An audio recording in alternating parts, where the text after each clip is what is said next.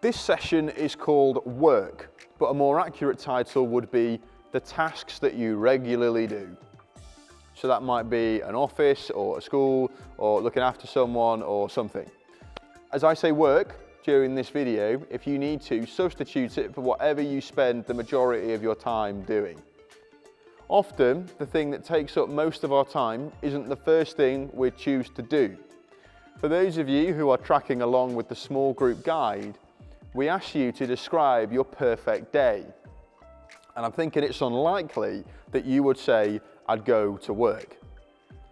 But clearly, these places we find ourselves for the majority of the week shape a great deal of who we are. The things we're doing, the people we're around there, it's all forming us into the individual we are, for better or for worse. What do you understand your purpose to be at work? Is it as simple as making enough money to keep a roof over your head and food in your belly? Is it about providing for your family? These things are not, of course, bad, but it can't be the full picture. But what I want to put to you today is the idea that the work itself is of value and importance to God. I think we have a subconscious hierarchy in our minds of what kind of work matters to God. So maybe at the top we have our church leaders, and then maybe charity workers. Of course, their work matters. And then we have people who work in healthcare. Yep, their work definitely matters. And then teachers and other educators, absolutely, their work matters as well. We can see how that matters. But what about the electrician or the social media coordinator or the university student? Does that work matter? And the answer is yes. Of course it matters. It matters just as much as anything else. Have you ever thought about how the work of your hands is purposeful? That as much as it might be something to pay the bills, when it's good, it's also doing something else. God has given us 2 mandates, 2 directives, 2 instructions. In Genesis chapter 2, he gives us, as humanity, the mandate to create. He immediately puts Adam to work naming the animals, to use the stuff he's created to create stuff ourselves, like milk chocolate and aeroplanes and flat pack furniture.